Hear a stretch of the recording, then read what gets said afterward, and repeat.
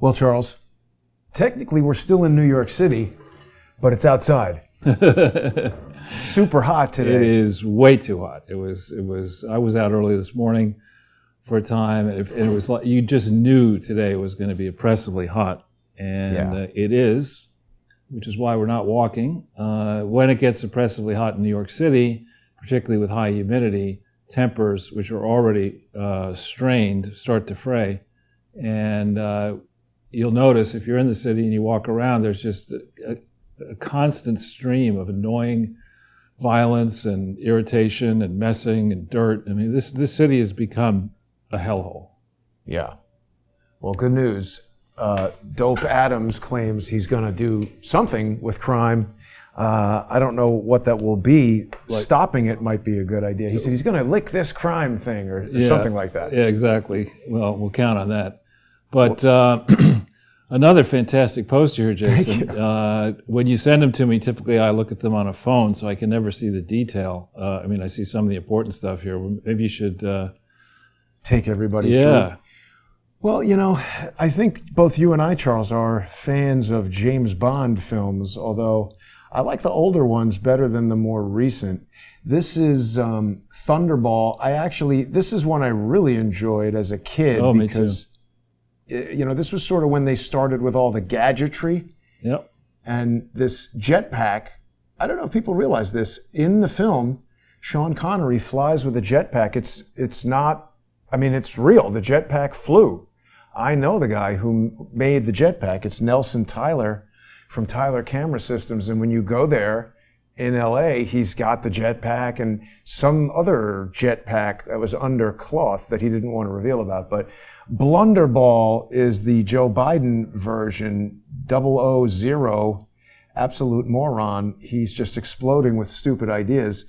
And I added in Hunter and Bubba over here to help him. Yeah, well, again, I apologize for this name dropping, but my best friend in the Bahamas, well, one of my best friends in the world, lives in the Bahamas, and my former business partner, his either grandfather or great-grandfather won a tremendous amount of land in a poker game and a fort in Miami back in like 1900-something. And he was extremely wealthy. He was his ancestor. He had been one of the backers of Thomas Edison, and he made a tremendous amount of money, this ancestor. Wow. But to win all this stuff, you know, in a poker game, it's like, what do I do with it? So he has his own personal gigantic boat or whatever. He goes down there, and this was his, you know, 7th home or something like that he had for a while. And then what happened is, I guess it went to that person's son, who also had his own gigantic jet and yacht and all this kind of stuff, and they had a big life down there until that guy's wife died. And so, and I may have missed a generation, but that guy's wife died, and the survivor says, you know, I can't bear to still be here without her. So he made it possible in a land transaction to create this club, which today is super exclusive, called Life or Key. Wow, that was won in a poker game. It's like the Millennium Falcon, Charles. But anyway, so the person in question cut a deal with this club, which I think came together in the 50s or 60s, and said, I'll give you all this land, I'll help you create the club, but I want to keep this lot, which is at the center, the most beautiful part of the club, and I want my own right to have a dock, which is very important if you have boats.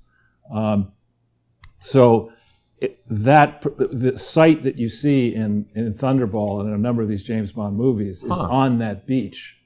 Wow. And Sean Connery was doing all this filming, I think, next to this family's beach. And in consequence, you know, Connery and my business partner's father became fast friends. And I had a chance, and Connery in real life was unlike the standard movie stars who are just complete assholes. Many of you would know more about this than I, but some of these people just don't know how to treat perfect strangers, and they act all high and mighty. Not Connery. And I remember one occasion we were down there I was down there with my kids when they were young. We were stuck down there. It was nice to be there for like 10 or 12 days. And we run into, at Lyford Key then, they had a very simple place in the harbor where the crews would eat. And Connery was a huge fan of their mac and cheese in that crew place. So he's in there by himself. And we had like 10 of us come in with all these kids. And, oh, Connery, and these little girls. And Connery, says, oh, let me take a picture with you, and lets the girls kiss him. And just not Biden style. Yeah. I mean, just genuinely. Not sniffing any of them. None of that. I mean, just really very, very nice. He was a great guy. Sean Connery definitely seemed focused on adult women. He was hilarious too in real life. He was gracious, and he particularly appreciated, I think, people like me who would just treat him like he's anybody else. Have a conversation with him. If he says something that's stupid, you call him, Sean, that's stupid for these reasons. Not, oh, that's brilliant. But anyway, I'm not sure exactly where this is and whether this indeed is even in Life or Key, but that's what it looks like, portions of it. Yeah. And it sounds fancy. It is. There you have it. Yeah, you can see. In fact, once I get oriented. It looks like it's over here. Yeah, no. You had it right over there. Oh, so the harbor I was talking about, you see Lyford Key Harbor? The restaurant's right there. Okay? And that way, keep going. This Horseshoe Beach here. Uh-huh. Yeah, this is Clifton Bay. I think the house in question is that one. I think it could be this one. No, wait a second. I'll be able to tell you precisely. It's one of these in here. Nice. And it's super nice. Pretty cool. Super nice. There are some homes that are they're like Ritz-Carlton hotels. I mean, they're gigantic homes. I don't doubt it. And one of the I don't know how much. Well, you have parents down in Florida. One of the things that's interesting about this club, which is unaffordable today, if you could get in, it's a tremendous amount of money up front and per year, and then it's a lot of. Yeah. But one of the things that was nice, just to be a guest, is that the families who go there are from all over the world, and they each have their stories. There's some crooks, like Nygaard, for example, was thankfully there. He was never a member of the club, but there's property on the club. He had a big property in the club. Somebody sent me a video of some documentary about Nygaard where he's sitting around the table. It's Nygaard himself says this. And he's looking, 70 or whatever he is, and it's all models, 20s and whatever. And he's offering them money to become impregnated and then have an abortion. And he explains that the fetal tissue is rich with stem cells. And then separately, somebody else had a story saying that, Nygaard's in jail and he's been aging dramatically. And the suggestion is that there's something with stem cells that super rich weirdos are doing. Could be. Well, the Guccione, Nick Guccione. Yeah. And I had met Nikki Guccione. And the wife, and she was down at Nygaard parties at Life or Key. Oh. In this property I'm talking about. And down there, it's got a whole bunch of very elegant people. And if the couple has been together and let's say they're in their 80s, typically the wife does not like to see a whole bunch of penthouse pets of the year running around half naked. There's Nick and Nikki. Yeah. And she told me what it was like down at the Nygaard place. I mean, it was really bacchanalia. I mean, it's just. I don't doubt it. That's probably why she got invited. Yeah, of course. I think she's famous for at 9/11. She took off her top or something and got. I mean, she's famous for many things because she's Penthouse Pet of the Year. That's right. That's what I was. But I think after 9/11, to kind of get the crowd riled up. What can I do to give thanks to you people who helped the 9/11? She rips her shirt off. And, well, we'll have to come back to that another time. Good, but staying on Blunderball for a second. Yeah. This really at this point is not a laughing matter. I mean, I tweeted out this morning that this guy is so much worse than Jimmy Carter, who at least waited 3 years to virtually destroy the country in 1979. I say at 96, Jimmy Carter would be a better president right now than Joe Exactly, he Biden. probably would be drunk, and he doesn't drink. So at least he's lucid. Yeah, more lucid anyway. Yeah, I mean, but there's an episode. The art department did a great poster, I think, on Absolutely Not Fabulous years ago, and that's a pretty funny show called a British comedy show that ran for 10 or 11 years. And there's an episode in there where these ne'er-do-well mother and her alcoholic friend go. The Morocco episode is the. There you have the two of them. Oh, that's Michelle and Hillary. Yeah, it was one of the first movie poster themed ones that we did. I've reloaded it on the Sunday with Charles YouTube channel. I don't know, Charles, if people realize that every Crowdsource the Truth co-host now has their own co-host channel. So a lot of people send me emails saying like, oh, what happened? I haven't seen you in months. If people subscribe to all these co-host channels, they can stay abreast. That's good. Of the developments. There's that word again. Yeah. But anyway, so if you punch into Google Absolutely Fabulous in Morocco, you'll see this episode that is really, actually, if we need things to brighten our day, yeah, that episode is hysterically funny. And this is a more competent trip to the Middle East than Joe Biden's trip to the Middle East. I mean, they agree to take her daughter along, who's really straight-laced on this trip to Morocco, and she gets temporarily sold into slavery, and the mother couldn't care less, and there's a happy reunion at the end. But yeah, Jonathan Safran. Who's that? A daughter. Oh, that's her first name? Yeah. Does she know Jonathan? I don't think so. I don't think so either. He doesn't like answering the phone. Yeah, but so that's one example of a very humorous misadventure in the Middle East. Another is Yes Minister, The Bribe. And again, I give this to people because we're actually already crying. Yeah, that one. You got it right there.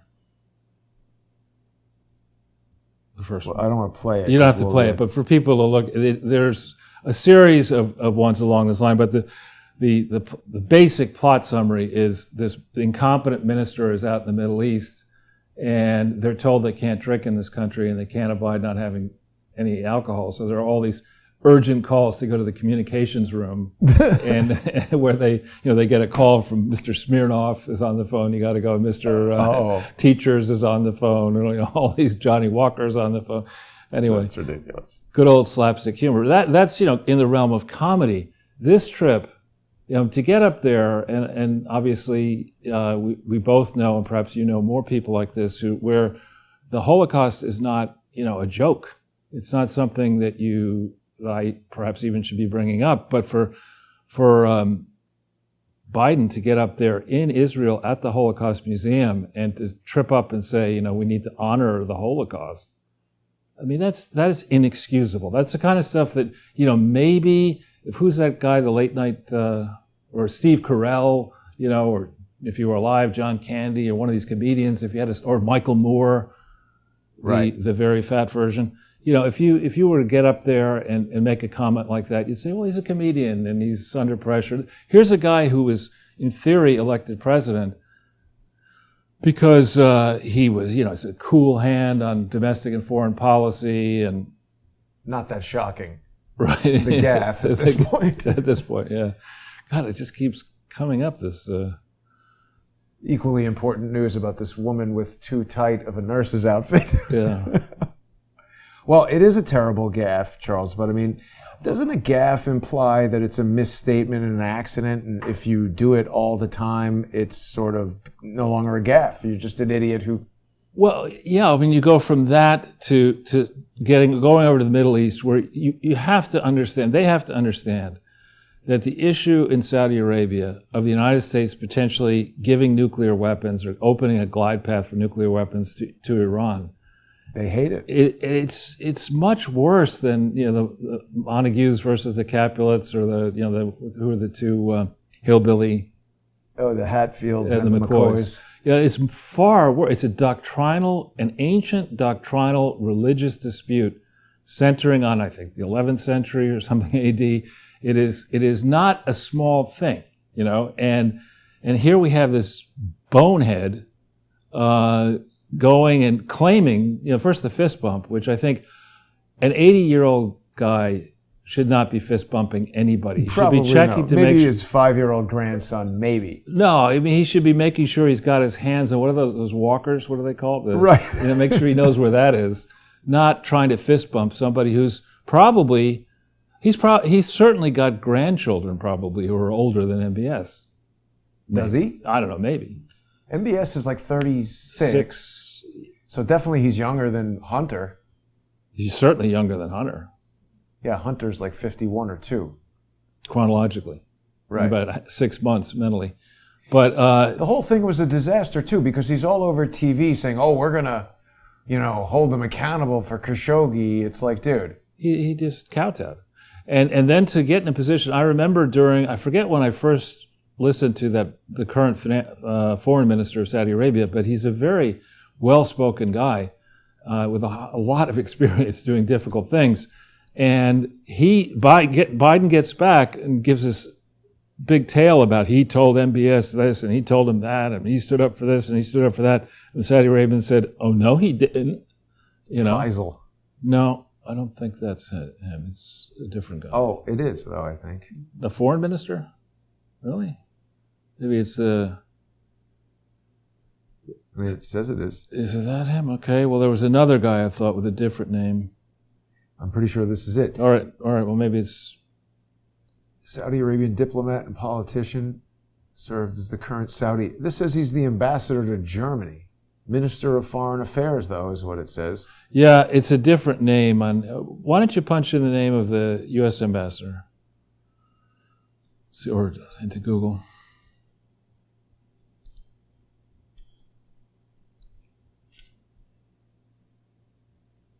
Is this him? It's her. No. Oh yeah, that makes sense. There was a woman who met Biden on the. So I guess it's her. Yeah. No, well, the person I'm thinking of, it doesn't matter. It's neither of these two people. Bandar. So she's Bandar's daughter. Right. It's neither of these two people. But whatever happened, Biden claimed one thing. The Saudis said that didn't happen that way. So Biden accused whoever the person was of being a liar. Now in the Middle East, you could do it here. I mean, everybody's accusing Biden of being a liar because he is a liar. He's got a long history of lying and plagiarizing and, dropping out of presidential campaigns because he was lying in 1988. But in the Middle East, when you call a high-level person a liar, oh, they didn't hear, so he thinks they can't hear. Right. Yeah, I don't know. Yeah. President Joe Biden has accused Saudi officials of lying. This is a great trip. Yeah. They're definitely going to do whatever it is you wanted to ask them to do. Yeah, yeah. And, did you barf on him too? Or did you? It's this guy, Minister of State for Foreign Affairs, Adel Al-Jubair. This guy is, I think, a very competent guy.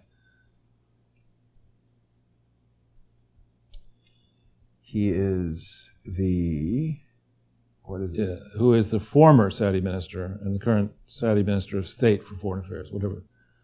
Yeah, who knows what that is? No, but this is a very significant individual because, look, he's not a member of the royal family and he's put up in this very high position and... He doesn't have a beard. In this picture. But I thought they have to have a beard. I don't know. Yeah, and he was ambassador to the United States. You see that? For a long time, if you go down to the right. I just don't trust any of these guys. Right, but I'm just saying, this you see here, Saudi ambassador to the United States, 29 January 2007 to 28 April 2015. I mean, that's quite a long time to be under Bush and then under Obama. Notice he's not that during 2017. Interesting. Yeah. He's Minister of Foreign Affairs afterwards. He went to University of North Texas and Georgetown. Right. Okay, so Georgetown. I don't know. That's where Clinton met Turkey, Prince Turkey. Right. Yeah, head of the CIA. Exactly. Yeah. So I'm saying it's a great place to go if you want to be a CIA puke. Right. So here, though, I mean, you have to look at this. And was there a trip under the Trump presidency where we can say he screwed up? You could argue that when he went to Singapore to meet with Kim, and the meeting just blew up, and everyone went home right away. You could say that's a blunder, but there's nothing close to this. But why did that blow up? I don't remember. I thought he walked over and shook his hand, and everybody was like, "Don't do that." No. What happened was, whatever trip, he had the opening trip and it went well. Then he had the follow-on trip, and supposedly compromises were going to be made and agreements were going to be announced, and the North Koreans hardened the position, so Trump just abandoned it and went home, basically. That's just tough negotiating. Right, but there's nothing close to this. Yeah. You know, I mean, at every turn, the man is all over the place, making no sense. And reacts, I forget, was he in Saudi Arabia? You know, he just said, this moron, that he's going to, I think as we're speaking now, Biden may be giving some kind of a press conference or whatever, it's rumored, where he's going to tell Congress, look, if you don't enact my climate plan and my Build Back Better plan or whatever it's going to call, I'm just going to go ahead and implement it by executive order. I mean, you know, did he stop off in like Venezuela and say, maybe I like the Venezuela model and I'm now going to rule by decree? It's crazy. I thought this was a good move by Trump. Anytime everybody tells you, don't do that. And it's like, look, what's the problem? They're like, oh, you're giving him credibility. Well, okay, but isn't that better than having him cry about it and send a nuclear missile somewhere? We shake his hand, he feels like, aha, I'm taking a picture with the President of the United States. That's diplomacy, isn't it? Right, exactly. And it's the same as business. I mean, if a good business person has options how to spend his, her, you name it, insert the pronoun, time. And typically what a good business person does has a team, and they sit there and they say, all right, today we could do A, B, C, D, E, or F. Which one shall we do? What should we focus on?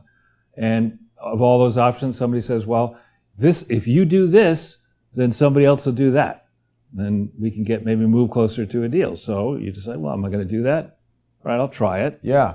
And you make sure that it's going to happen. And if it doesn't happen, you know, there's no future dealing with that person or retribution. But that's maybe why he left. Right, but I'm saying that's what Trump does. With Biden, it's like, are there any Girl Scouts? Where are my Girl Scouts? Right. I mean, he's like showing up, crapping on the conference table, falling asleep, and then wakes up and he's like, when's the meeting? But Google has done something good. What? Google Maps. So what? Oh, it's very good. They apparently yesterday they probably changed it. Oh, Brandon Falls. I did see that. No, I don't think Google did that. I think you can put tags on things in Google Maps, and somebody named it that. Does it still work that way? I don't know. Let's look it up. Google. Well, so for people who missed it, what happened is somebody put a tag on that spot where Joe Biden fell off the bicycle and like named the town Brandon Falls. Right. And I have a funny feeling it's been corrected, but we'll see. Is it Delaware? Delaware, exactly. It looks gone. Yeah. Brandon Falls that Memorial. Could be it. Yeah. No search results. Yeah. Oh, they took it out. They already took it down. The Brandon Falls Memorial. Well, yeah, but let's wonder if you put it into Google Brandon Falls, not the Google Earth. Does a story come up, or do they get rid of that one too? Let's see. Yeah, couldn't get rid of that. That's great. Yeah, that's funny. And now let's look at can we look in on his feet? Is he really clipped into the pedal there? Can you see? I mean, that's like a racing thing. I don't know why. Well, I used to have such a bike long ago, and I mean, this is not something that you should do unless you really know what you're doing, because in the olden days, yeah, he does appear to be clipped into a racing bike. In the olden days, when I had him, you couldn't automatically pop out. So if you're committed, if you suddenly come to a stop, it's ugly. Injury. It can be serious, really serious. Who invented that? Well, because if you're good, you know what you're doing, you can pop. I think there's a way of possibly popping out if you're good. I mean, getting your toe out of there. But if you're hooked in, as he was, and you come to an abrupt stop, it's a good thing he didn't fall hard. We know I could picture me inventing this and be like, Charles, this is great. You're like, I don't know, Jason, but you should have a way to quickly release your feet. I mean, it's not like I'm going to fall. That's right. Yeah. But also, what is it with him and bikes? Trump and John Kerry and bikes. Trump said the same thing, on one of these. You're never going to see me on a bike. Well, I will. One thing I have to say, positive about Joe Biden. He's very physically fit for a 79-year-old man. He's lean. Mentally, not so much. Right. But I think both are important. You can't have one without the other. So Trump really needs to lose probably 50 or 100 pounds. 100. 50 definitely. Get in shape. And Biden, I don't know how much the human brain weighs, but he's about 5 pounds light in the head. Well, no, as Trump used to say, he shot. S-H-A-T, not S-H-O-T. But he is. And it's sad, actually, to see somebody like this. Particularly when you realize he's the president of the United States, and even if he's completely out of it, people are going to pay him deference. Yeah. And at least give him let's say he says something, gives a stupid order and commands you to do X, Y, and Z. You have to do it. Well, as we found out under Trump, there's that story in Just the News where he demanded the declassification, got an order, saying we're going to declassify, and then the swamp said F off. Actually, if you do Just the News, and you can see that story. Yeah, that's the story. But if you page down this story, you'll get to the actual memo, which would be interesting to see. I mean, this is what's happening everywhere. If you have evidence in court that they don't like, several pages down. Throw it out. You'll slowly. Further up, Jason. Further up. It's right there. Meadows memo. You can hit that one. So here's the actual memo. January 20th, 2021, signed by Meadows, right? Privacy Act review of certain declassified materials related to the FBI's Crossfire Hurricane investigation by memorandum dated January 19th, 2021. It's an old font for a typewriter, isn't it? Well, this is just the typewriter. This is called Courier, I think. I know, but it looks like it must be an old... It's trying to look like a typewriter. This definitely didn't come from a typewriter. Right. But anyway, so what do they say here? Well, Emphasis is added. Remember when we were talking about this while Trump was still president, we were saying why the F isn't Trump declassifying these materials which exonerate him and exonerate the various people, Carter Page and others, who were the subject of these illegally procured FISA warrants. And this is at the heart, I think, of the matter, that we have the system where the citizens fund the government. The citizens are required, when stormtroopers come to the door, to either open the door or just sit there while they barge your door open at 5:30 in the morning. The citizens are required to sit there in jail, not on charges, which is, I think, an outrage. And it's an outrage that Republicans are not making more of an issue of it. And they let the rubber dog out, drop the charges. You mean Colbert? No. Yeah, it's just, and it's the same person in both cases, the same attorney. It's the same judge? Not judge, the same U.S. attorney or prosecutor. Wow. And the same charges. Right. Right. And it's that there's what you have. I mean, it's what you could say you have criminal behavior, but it's a gross abuse of discretion to give the prosecutor that much leeway. Well, are you a Democrat? Of course we'll let you off. Are you a Republican? Oh, you're going to go to the sub-basement, not even the basement. So to understand what is really going on, or what happened under the Clinton, then the Bush, Clinton, Bush, Obama, and then Trump presidency, you have to go to the heart of the matter. You have to go way back into history. You have to understand who profited from this experiment, this diabolical experiment of embracing unregulated globalism and crooked justice and crooked tax prosecution and graft and corruption across the world. Who's in on that? Who's all for that? Who's profited from that? And the number of people who've profited from that, who are based in Arkansas and New York and Washington, D.C., is a very significant number of people. So you have the Walmart. I mean, you look at Walmart, for example. when Clinton was governor, who was on the board in the Clinton family of Walmart? Hillary was on the board of Walmart. Okay, now Walmart's a company. I actually used to kind of like to go in there when I had my property. No, because you used to get decent bargains. I had to buy stuff in bulk, and it was sort of amusing to go into the store and check out what they had for sale. Great deals on a wide range of crappy stuff. Right, but most of that crappy stuff came from China. Yeah. Right, and so Walmart flourished, and still flourishes, I think, by sourcing crappy stuff in large volume from China. Yeah. And the market value of Walmart has gone from a substantial amount in the 80s to a gigantic amount now. They've been, the Walmart family in particular, the Waltons have seen their fortunes go way, way up in value over this time frame. And indeed, one of the, Marissa Mayer, she was formerly at Yahoo, one of the people who is involved with Walmart at a senior level was involved with the Clinton Foundation.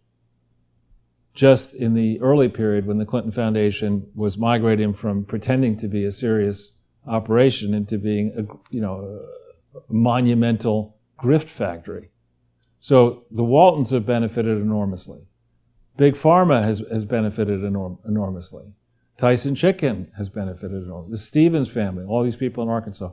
The Rockefeller Foundation and family, a whole bunch of educational institutions, any manufacturing operation, not just pharma, any single one, any media operation, any banking operation, all these people have benefited from the fiction that it makes sense, for that actually the not fiction, the falsehood that it makes sense to take a country run by the Communist Party in China under the thumb of people who would, in this day and age, still have slave labor.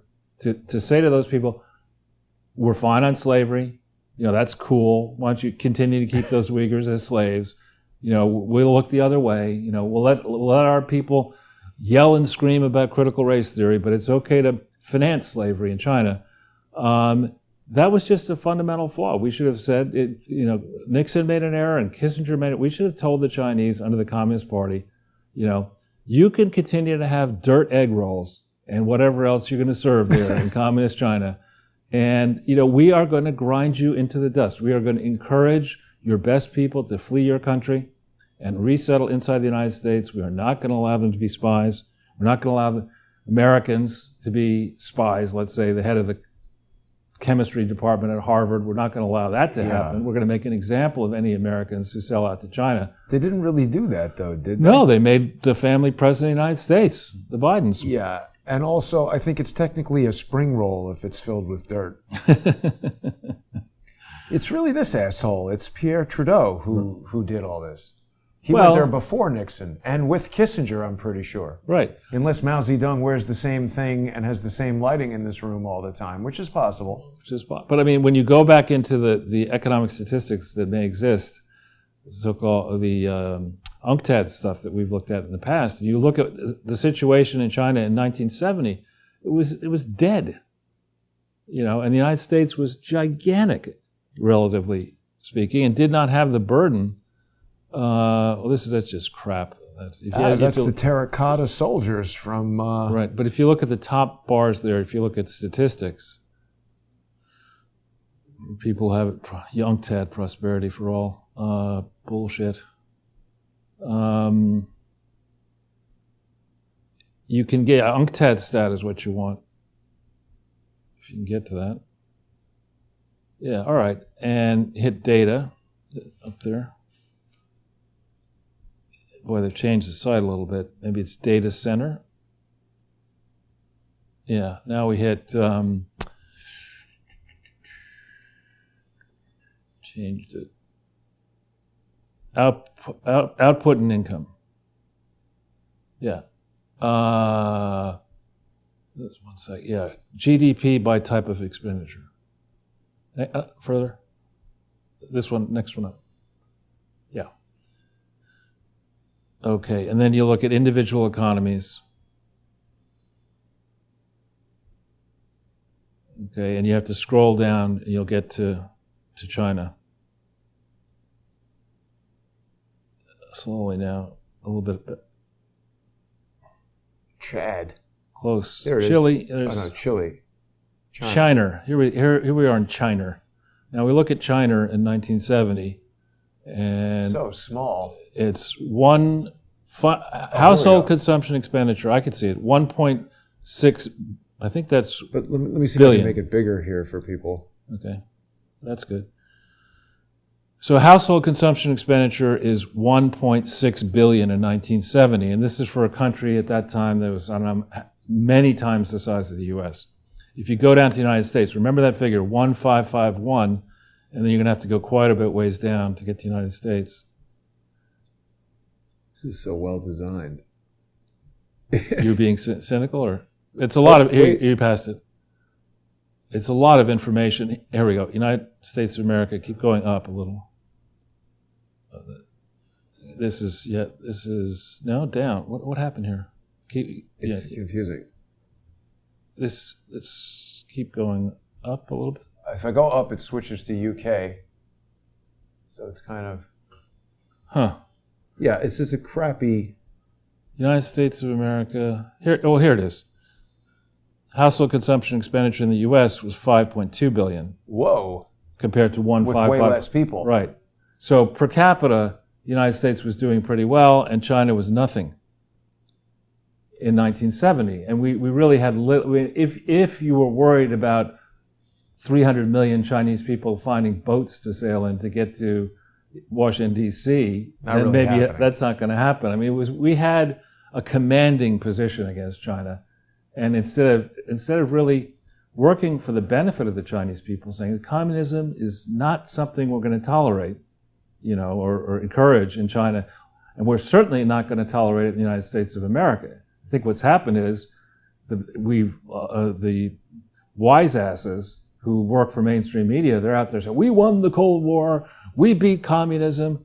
Did you notice what's going on in the university systems and the media and, now these woke corporations? They're all communists. Right. And we're sitting here saying, we beat them. And, the communists are saying, let them keep talking. We got to steal more money. Yeah.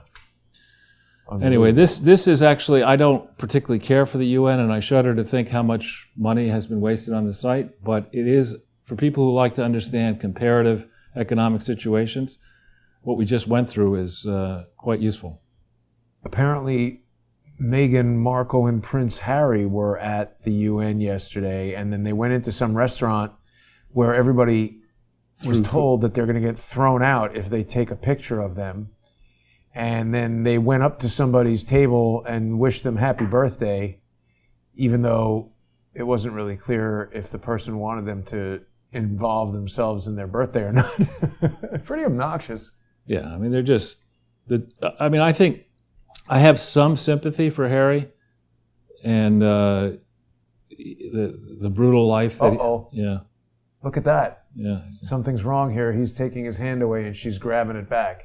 Yeah. He's not happy. Uh-oh. Yeah. Oh, well. This is what you get. Don't fight with the grandmother when she's the queen of whatever. Yeah. Well, I mean, he's had many privileges, of course, in life, but also a lot of pain. Yeah.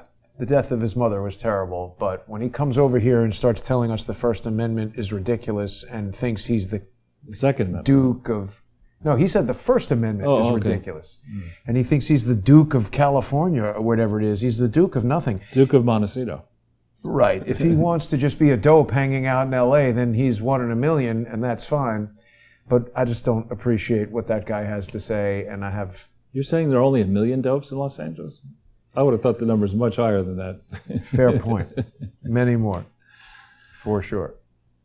So what have we got to deal with here today, Charles? We've got a lot. Before we get into the meat of the presentation, I do like to remind people of all the various ways they can watch Sunday with Charles. Charles Ortel is closing in, and Crowdsource the Truth in general. Rumble is a good way for people to do it. We've got the simulcasts of all the live broadcasts. People are going to want to search for @CS The Truth on Rumble. Look how many views. 33 people watching right now, I guess, right? Good point. I know 20 watching right now, 22 watching right now, so that's good. But also we have Odyssey. And there's been a development in the legal world. I won't bog down this show with it, but I will be talking about it later. It concerns Odyssey and crazy people.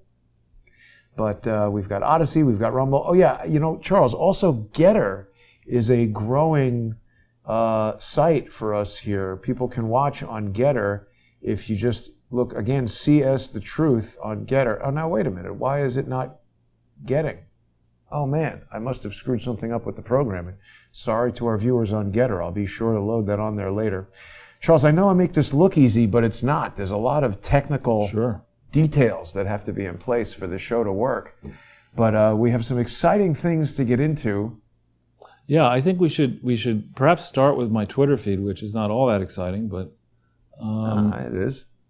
And thank you for those of you who are following me. I try to contribute to Twitter regularly, and I note here that the Larry Doyle has got he backed off using Twitter, and then he created this Clinton Foundation Whistleblowers website, and he has a couple of 2-minute, whatever it is, 20-second videos from yesterday, I think, summarizing where he says his case is. And it's interesting for folks to go watch. It doesn't take that much time to get direct from the horse's mouth what he claims is going on. But what he has done in that site is he provides a link to the... Whoops, not to that. Or to that. To that. To this. Now, people often say, because they don't really want to invest the time and energy, or maybe they didn't know about this, that Doyle and Moynihan are doing nothing, and there's nothing to this, and we should just assume that they're spinning their wheels. Now, they have you see here the petition and certain attachments are sealed, but this is a summary, and I think I don't know how many entries there are on the docket. I believe it's like 150. That's nothing. Yeah. Get a maniac involved, and there'll be hundreds. Right, but I'm just saying. You see, this is not something that is just, a few spitballs up against the wall. No, I'm joking. Right. One of these documents could take weeks or months to prepare. Right. And so for people who have the time and energy, you can go through all this, and 146 different entries so far. And as I understand, for when I look through this, the stuff that you can see, this is a case that centers on charity fraud and corruption, but its focus is on whether or not the IRS actually did what it was supposed to do, examining what it was that these whistleblowers brought forward. And there's every reason to believe that the IRS, instead of behaving properly, behaved corruptly. And when we have a system in the United States of America which has so much potential, but where people lose faith in that the integrity of the system is intact, that's when you go down a path towards chaos. That's when society falls apart. And that's where we crumble from within, and our enemies and rivals take advantage of us. You mean like if regular people feel like they can't get justice from the courts even when they have empirical, irrefutable evidence that's been presented time and time again, and crimes are happening, and the judges ignore it, to the extent that a reasonable person might even presume that the judge knows exactly what's going on and doesn't want it brought to light? Right, exactly. That's when people lose faith. Exactly. And so what I think... We've talked about my friend, the lawyer who has a place up in Tony, Millbrook, New York, and walks around there instead of wearing, Tony, a highbrow, instead of wearing Ralph Lauren whale pants and all that kind of stuff, he wears these black shirts that say, "The beatings will stop when morale improves." I mean, that's the basic Democrat approach, it would seem now, and frankly, uniparty Mitch McConnell and Linda Graham approach. That we've lost all our rights as American citizens. We're governed. It's not by the consent of the government. We are. There you go. Is that whale pants? I've never heard of whale pants before. People wear these kind of silly pants. Yeah. Oh, with whales on them. Right. And lobsters. Right. Who's wearing that? In Martha's Vineyard. And you could also look if you punch in Belgian. Wow, $150. Well, punch in Belgian shoes. These are men's shoes. For men. Yeah. Yeah. You got a pair of those, Jason? $305 for that? Definitely not. That's more than 3D Adidas. Not getting that. You know, they go well with the whale pants. But anyway, he doesn't walk around like that. He walks around with it. The beatings will stop when morale improves. And that's really, I think, the attitude of the Biden administration. You have Pete Buttigieg saying, you know, we ought to be real happy that the price of gas is going up because that means we can more swiftly change to electric cars. We have these idiots at the various, you know, in the cabinet, whether it's Janet Yellen saying inflation is transitory, and that word transitory was the code word of the week. We've got to use it. She sounds like a homeless person when she speaks. Like, she's like, I don't know, inflation. Actually, she sounds like somebody who's been in McSorley's bar for 25 years. Yeah, out front. Something is wrong with her. Yeah. So it's a collection of boneheads, and nobody's signing on for that. I mean, the only people I should say who are signing on to this are the people who are benefiting, the recipients of corruption. So the people who get the government grants, or the people who get the no-bid contracts, or the books deals, or the movie deals, they all love this crap. But the ordinary person who's trying to make sure that his or her revenues are in excess of their expenses, that they're saving money for a rainy day, for retirement, or for their health, the rest of us are looking at this and saying that nobody on this team, frankly, no incumbent, should continue in office, whether Republican or the whole lot of them need to be thrown out. And then, as is happening now, I think out in San Francisco, where that Chesa Boudin was booted out, the replacement is firing a lot of people in the district attorney's office. That's what needs to happen. Yeah. What the Meadows memo shows. The Department of Justice, it's almost like you need to say to them, all right, look, we're going to have a staff meeting tomorrow at 10 o'clock, and we're going to have by Zoom and this other functions. You've got to be in your office by 10 o'clock. And then you do the Ortel approach, and you get there at 7, and you lock the door. And anybody who comes there after 7 doesn't have a job anymore. Sorry, you're out of a job, which of course you can't do with public sector unions. But I have a slight variation on that. I invite everybody and say, come into my office. They sit down and say, get the hell out of here. You're fired. Okay, that's another approach. I've done that 2 times. Yeah. Well, but they're really, this is not working well. No. We had this woman, Katie Tour, who I think is an MSNBC host. Oh, yeah, admitting that people don't trust us anymore. Maybe this isn't going well. Maybe we're not being effective. Bingo. You know, and similarly, in the way that if you go and you say to people, all right, the way we're going to make sure that everybody passes this test, because we're going to get graded on what percentage of our class passes, if you need 100 points, we'll give everybody a passing grade at 1. You know, so everyone passes, but nobody knows anything. That's basically the situation we're in here. Right. We have an educational system where we're giving away 8th grade graduation degrees and high school graduation degrees and Bachelor of Arts graduation degrees, and you get AOC, who is just on the face of it, stupid. What's with the fake arrest? What happened with that? Well, yeah, it was all staged, and actually, if you punch in Babylon Bee, that's the funniest summary of it is on Babylon Bee. Well, the thing I wanted to see is the video of her walking away with her hands behind her back. she was all, first of all, handcuffed, and then she raises her arm. Well, before you get to that, look at this outfit. It's baking hot down there. Why are you wearing a coat? It's like a wool jacket. Nobody would be doing that. Now she raises her arm, and then she puts it back behind her as if she's strapped in, and she's of course not strapped in. But look at the Babylon Bee one. It's even funnier. She's obviously also been to the hairdresser, and she's got her favorite scarf.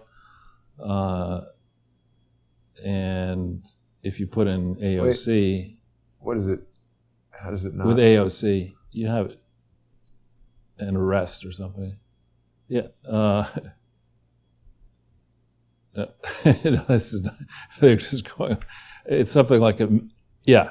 AOC said something. Oh, man. That is funny. And she's obviously, I mean, maybe she's a gifted actor. I don't know. I don't think so. Well, okay, I said maybe. But maybe she thinks, I mean, there are a lot of people, as you know much better than I do, there are a lot of people in Hollywood who are not so gifted, but nonetheless are being paid. So maybe...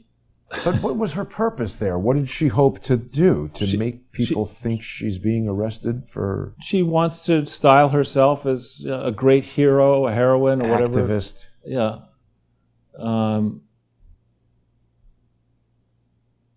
Anyway.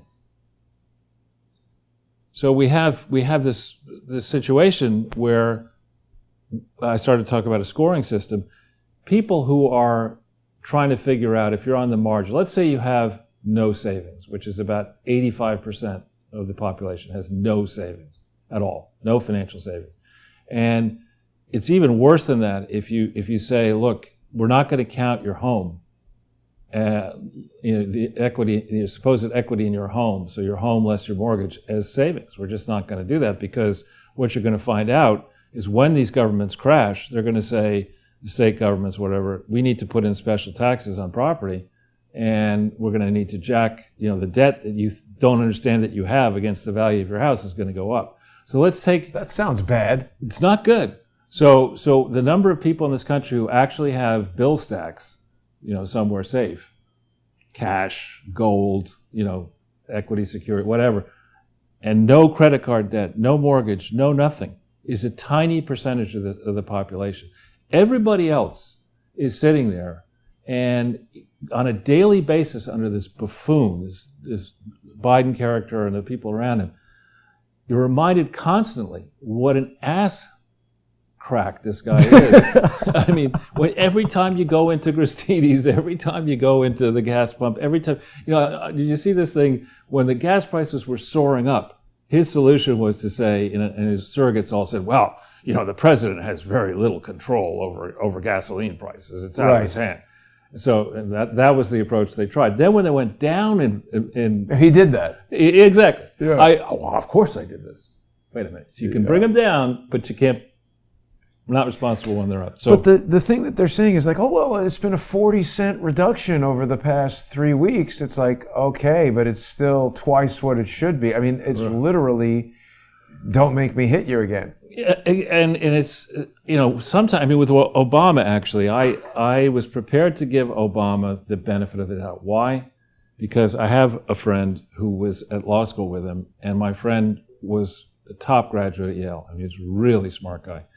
And I asked him, before the election in 2008, I said, what do you think of this guy Obama? What was he like at law school? Oh, he's really good, and he's on unusual perspectives, and don't underestimate him. He always has, interesting thoughts, and he's going to go far, and all this kind of stuff. And then, and he did run in the 2008 campaign. I mean, he just snatched the prize away from Hillary Clinton somehow. How he did that, well, maybe we'll learn in time. And, so I was prepared, and I said, well, he did run a masterful campaign. He beat the living crap out of McCain and Palin. He bested the Clintons. This guy must have something going on. So let's wait and see what he has to say on January 20th. And it was this classic thing. I had a friend in my class who did the same sort of thing. It was like, sounded great, and I was prepared to give the guy the benefit of the doubt. Everything was all arranged in our program we were in together. And before graduation, this guy comes to me. I won't say his name because I knew his advisor was living in my residential college, and he said, "Could you come see me?" I said, "Why?" Well, it's like 2 days before, 5 days or 2 weeks before the final deadline for our project that had to go in, where if you don't put it in, you don't graduate. And he said, "Charles, I need you to come over to my room, the neighboring dorm." So I go to his room. I said, what's going on? He said, I got a problem. I said, "What's that?" He said, "I got nothing." You waited till now? I'd be like, "What do you mean you got nothing?" And all for 10 months, you've been telling us all, and all these people in this fancy program. There are only 15 of us out of 1,300 are in this program senior year. It's a big honor to be in it. Strobe Talbot had been in it. But that's not the best thing to brag about. But it did at the time have a certain level of prestige attached with it. I said, how could you say you have nothing? For presentation after presentation, you had these chalkboards or plastic. Where did all that go? You know, pictures, you know, all these diagrams, charts, all this stuff, interviews, text. I had nothing. I made it all up.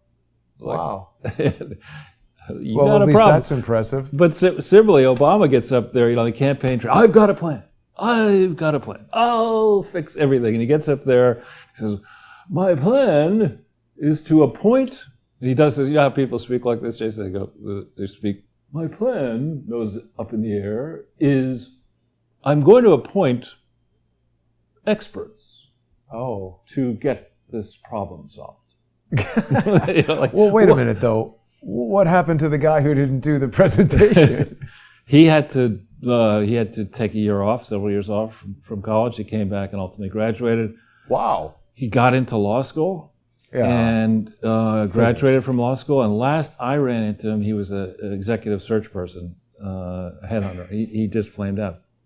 And again, this is one of the best things that my parents did for me. Was to be honest about. I remember my mother desperately, I was the oldest child, desperately wanted me to follow in her footsteps and be a good musician. And I would look at, you know, I couldn't read music. I would look at it, I was like, okay, what does this mean? And I couldn't do on the piano, I don't know if you're a piano player, but I just couldn't, I don't have the whatever dexterity to focus on the right and the left hand at the same time. I can't do it. And I could do this, and I could do that. Brain right, and works differently. And my mother would, you know, in the apartment, she had this piano, and she'd put me on the piano, and she'd give me this very, you know, Johann Sebastian Bach, Mozart, all this very complex stuff when I was third grade or fourth grade. And I tried to do it, and it was like, you know, I'll never forget the day I wasn't doing it on purpose. I was actually trying to do it right. And she comes in and she's just shaking her head like this and said, Charles, go to Washington Square Park. Here's a ball. Go play. Your piano lessons are done. You don't need to torture us anymore. Yeah, I'm not very musical. Everybody's brain works differently. I mean, listen, you could meet a person who in conversation or mathematics, you would be like, this person's an absolute dope. But they could get on stage and tear up a guitar or a piano or sing, and then you and I might be totally incompetent at that. Right. So, right. And that goes to everything. But it's a huge mistake to take somebody like an AOC, for example. Mm-hmm. And she didn't have, I don't think she was raised in an intact family. I think her parents divorced. Her mother had the good sense to flee New York and relocate to Florida over taxes. But that didn't stop her from deciding that she's competent to be a leader. I mean, this is a person, her car, I mean, the invisible jail and the invisible that, her accomplishments as a congressperson are invisible. What has she done so far? A lot of TikTok videos. Yeah, and those are painful to watch. Good Instagram following. Not even, you know, I mean, the videos are just, the videos I imagine she might have made, if she made them, back when she was 15 or 16 and a cool kid in high school. But her accomplishments are pathetically thin, if any. Yeah. And people are seriously telling her, this Sandy Cortez, that she has the potential to be president of the United States. Well, and this is the thing, is that because the election is, you know, October 20th or whatever. No, November, whatever. But she's saying that apparently, according to Stephen Colbert, she will qualify. She does, yeah. See, because she'd be sworn in 2025. I mean, so she would be that. But she has no management skills whatsoever. Of course. Right. I mean, it would be an even bigger disaster than what's happening right now. Yeah, well, I mean, you go down the track. I mean, let's say, I mean, I actually think Reagan was a good president. You may disagree. But certainly, I think H.W. Bush, you know, I will forever curse his name. I mean, he was an atrocious president, an atrocious individual from an atrocious family. So he was a disaster, and then Clinton was a disaster, and then W was a disaster, and in hindsight, Obama was a disaster, and Trump, you know, I like some of what he did, but, you know, for putting us in a position now where we've got Biden, Not good. Not good. And this one, I mean... Yeah. I don't know. It would be a disaster. She would open the borders. What would she do? She would, start doing all kinds of presidential... The Green New Deal. I mean, we look at this Green New Deal. I mean, it's a good thing that it's bad, of course, for the local people, but we see what's happening in Sri Lanka. And that brings me to, have you seen Doomberg on Substack? Doomberg? Yeah. You sent it to me. Yeah, I've now subscribed to 2 things on Substack. This is pretty funny, this Doomberg thing. And as you can see here... Chicken Little gets a terminal. Yeah. So it's a financial guy making a joke. Yeah, but it's funny. But I think I can't look at it unless I subscribe. Right. Well, you just put your email in, you could subscribe. But I don't want to do that here. Yeah, I'm just saying, but to see how easy... You shouldn't do it. I'm not saying for you to do it now. But it's very simple to get on this, and you could do the free, or you could sign up to pay. Another one to look at is Bari Weiss. It's actually Common Sense at Substack, or either one. Yeah. Now, I also just, now look at this, tens of thousands of paid subscribers, it says here. And when you check in to see about subscribing, it's $5 a month. And pretty good. So that's, let's say she's got 20,000. That's $100,000 a month. It's a good month, Charles. Take the next month off. but her approach is different. Her approach is she's very famous, Bari Weiss. She was, she was a New York Times person, I think, and she, in essence, has been red-pilled. She started out, I think, being on the left side, and then began increasingly to be suspicious about things, and has set up this site where she hosts other very interesting authors on her site. And I actually like, not just because I'm about to do it, I like this format. I like this approach of having people, you say what you want to say, and you stand by it. If you make a mistake, you have to own up to it. But I think this is perhaps the future. This approach is going to get us closer to the truth. It's actually a variant, I would say, of crowdsourcing the truth. Well, except it doesn't have an army of people trying to stop it from proceeding. I'm frustrated because, it was well along the way to having a good organic following until, anyway. Right. But this for media stuff, for print media, that Substack approach is good. They also are increasingly allowing you to do audio podcasts, and I think they're going to eventually have good ways of doing video. You can link a video. Yeah, you could just put a link in there. So I think I was down a track of saying it'd be one thing if we had a big benevolent dictatorship where things were working well, and you're like... Has that ever existed anywhere? No. Yeah. But it'd be one thing if that were what we had, and you would go down, wake up in the morning, like Obama style at the crack of 10:30, and show up at work at 11:15, checking who your lunch partner's going to be, go out in the afternoon, play some golf, check on your bank account, discover you just got another $1 million today because the system's working so well. But that's not what's going on. You've got too much debt, you got student loans, you got credit card debts, car loans, whatever, and you're barely paying those off. And then you get letters from all your lenders saying, you know what? Interest rates, inflation is higher, so we've got to raise your credit card rates. You think it was 16%, tomorrow it'll be 25%, that kind of stuff. You're getting those kind of letters. Or you think you have a credit limit of $15,000 on your credit card, whatever the number is, you're at 14, so you thought you had 1,000 of extra credit. Actually, we'd like you to pay it down to 5 tomorrow. Those kind of letters could be coming out soon. And then you're looking there, you've got kids, and they're screaming, they're young kids, and you say to your wife, do you want me to go out and get some formula? And your wife says, well... There's none. There's none in this state, but I understand, here in New York, if you can get to Arkansas... maybe is that still happening? Still? That you can't get baby? Still, wow. So nothing really is working that well. Crime rates are soaring. These ideas, this idea that it's sensible to keep the southern border open. Wow. I did not know that. Tell me they're not going to Mexico in search of babies.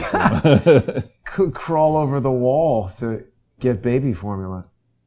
I told you that a friend of mine who married a woman in Ukraine had the not so brilliant idea of flying her to Mexico and illegally, I don't know if they did it or not, but I was like, dude, not smart. Good idea if you want to get killed or raped, but other than that, I don't think that's a good idea. I remember, actually, it's a funny vignette. When I was working for the Japanese from 91 to 94, this was just as the Japanese economy, just after it had basically blown up.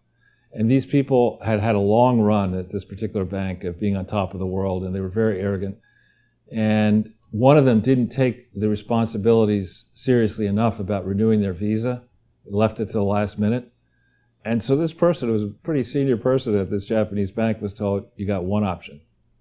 You got to go, fly to Mexico, and try to get across the border. I mean, this is somebody who was not used to going out to lunch alone, let alone you fly down to Mexico and by yourself sneak back into the country. That's crazy. Why do that if you're already... Right? Yeah, I know.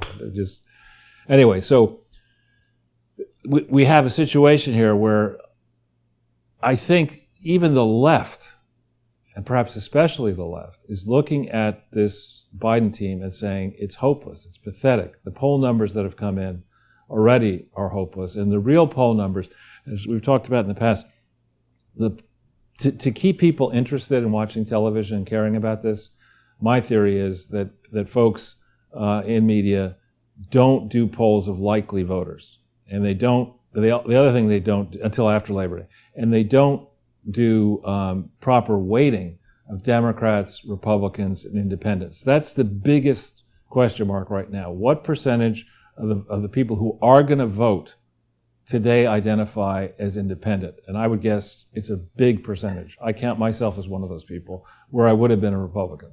I think they're doing polls of that guy on 17th Street in a pile of garbage. They're like, are you going to vote for Joe Biden? He's like, Biden, I trained him. Yeah.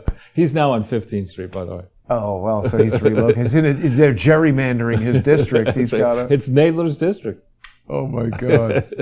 Nadler's going to move in with him. That guy can't speak. It's just if the urine stream goes to the left, it's Biden. If it goes to the right, it's Trump. I know, and there are a lot of them. Oh, well, he's undecided. Well, he's going to, also you got to ask these people how many times they're going to vote. I mean, right? Yeah. Because he could vote in New Jersey, and he could vote in New York and Pennsylvania. They're not asking anybody anything, Charles. They're just making it all up. Right. So I started to talk about Katie Tour, how she said, the mainstream media has lost credibility. You see that in the ratings. I mean, when I travel, I was supposed to go somewhere on short notice, and I can't do it for a variety of reasons. But I thought ahead of what airline I would fly and where that would take me, and realized I'd have to be in a terminal where probably there's a CNN, fixed CNN station there in the waiting area, and I would rather just go up against the wall and try to decide what color white the wall was, and spend a couple hours doing that than watch CNN. I don't want to go anywhere near an airport. Yeah, so it's not working well. I think the insiders know it's not working well, and now we have the toe sucker. Do you know Dick Morris? Who's that? Dick Morris. So whose toes is he sucking? Remember, he got caught sucking a prostitute's toes. I don't remember that. Well, you were probably pretty young back then. This is in the Clinton years. Is he years. Married? Oh, yeah. Oh, that probably didn't go over well. It didn't go over well. Why would you do that? I don't know. Oh. But anyway, you just punch in Dick Morris toe. And you'll get this. Or alternatively, Dick Morris has a piece out saying that he believes that Hillary Clinton is going to run against Donald Trump in 2024, that Hillary is the best chance of beating Trump. Wow, that's crazy to say. There was a guy who I knew who got his car towed twice in 1 week and then broke his toe. His nickname is Toes. Toe-sucking Dick Morris. Wow. Colorado and Obama's fight. What? Toe-sucking Dick Morris. Wow. Now, but to be fair to Dick, he is, when he was active in politics under Clinton, he was very gifted, actually, at summarizing, getting quickly to to the point of synthesizing what was going on and then deciding what the likely political implications were. But he has a good podcast, or did at some point. Yeah, he does his podcast with his wife, Eileen McGann. Is she the one who was there? Yeah. She stuck through the toe-sucking ordeal? She's post-toe. How can you face that woman? That's just... Have you heard of Kobe Bryant and the ring? He's dead. I'm saying, but the ring, the Kobe Bryant ring solution, it probably may not have been a Kobe Bryant ring. Also, that wife was doing Santeria. What's the toe wife got? Just cast some sort of a, spell. And so you had this story, and then I put on my Twitter feed, there was a story about Kamala Harris, some poll, I think I said definition of bullshit, right there, bullshit defined. Kamala Harris would beat Ron DeSantis in 2024. No freaking way. Newsweek says this? Well, Newsweek is... they're idiots. I mean, I actually have dealt with some people over at the National Enquirer and find them to be quite professional, frankly. I've been dealing with them for 5 years. This is a deep state piece of crap, right? It's ridiculous. It's somebody who is, in Kamala Harris, somebody who is this artificial, that, this very superficial people in media can see through her bullshit. And here you have Newsweek saying she's going to beat Ron DeSantis. I mean, Florida's kicking ass as a state, and you may disagree with DeSantis on different views. Kamala Harris... Nobody likes her. Yeah. But Charles, when Ronald Reagan left office, wasn't he 78 or 79? He didn't reach 80 in office, did he? Let's look at that. I don't even know if he was 78. I don't think we ever had a president who was 80. Listen, if you want to hang out and go to lunch, it's not that old. But if you want to be the president and under stress, it's too old. He was born in 1911. 78, yeah. Yeah, I remember that he was not yet 80 and thinking, that's pretty damn old, but I was just a little kid. And at 78, he was looking the worst for wear. And I'd say the last 2 years of his presidency. He did get shot. That takes a lot out of you, I bet. Right, but for the last 2 years of his presidency, he really wasn't on his game, I would argue. And I think that's a charitable way to describe it. But Biden started at age 78, didn't he? Biden never had a game to be on. And Reagan,